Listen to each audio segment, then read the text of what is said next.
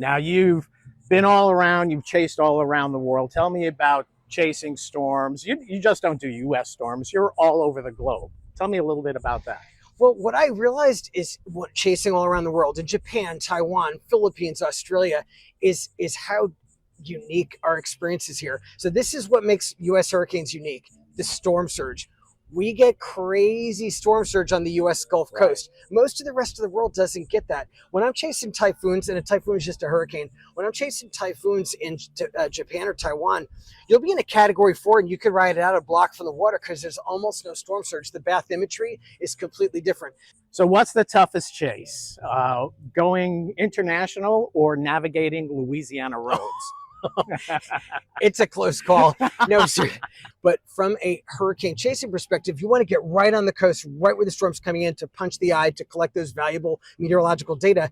In Louisiana, you can't because the whole southern third of the state is a swamp. And Right. so you just a lot of times you can't even get near the beach. Right, You know, right. it's a very challenging, what makes Louisiana unique and mysterious and cool and unlike every other state makes it impossible to chase hurricanes in.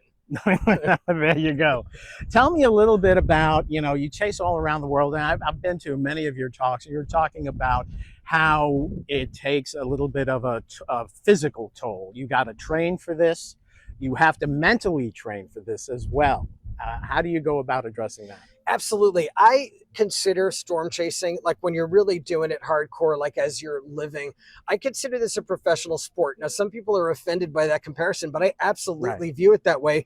I'm competitive like a professional athlete and I train like one. I work hard to stay in shape physically and, as you said, mentally, because when you're in a developing nation and a hurricane or a typhoon wrecks the place, one, if you're physically fit, you can help people, you can be of service to others, but also you're more able to survive afterward. And some of the hurricanes I've been in other countries, afterward, I've been trapped in those places for days, maybe just sleeping in my car and everything else. And so there have been a few hurricanes in other countries where, afterward, the society was shattered and I was stuck there for days. And that's when you really need to have this sort of mental wellness, just to be calm, to be task focused, to be purpose focused, to not get too emotional. That's the mental wellness, the mental toughness part. Mm-hmm. And one last thing on just kind of the emotional and physical part of it.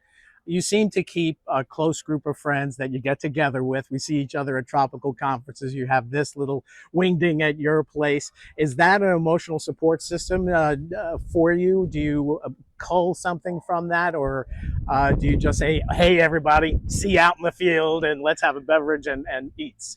100%, as a chaser, when I'm chasing, I tend to be a lone wolf. I'm not a team player. I go out on my own or maybe with one other person because I do sort of view it as a competitive sport. I like to be alone. But when I'm not chasing, I think that sort of support system of other chasers to talk about your experiences and your challenges. We get all the things that professional athletes get: the burnout, the stress, okay, I feel like I'm washed up because I had a bad season. Right. How do I crawl out of that? Right. It's very similar to like a professional sport. And I think you need a support system for that.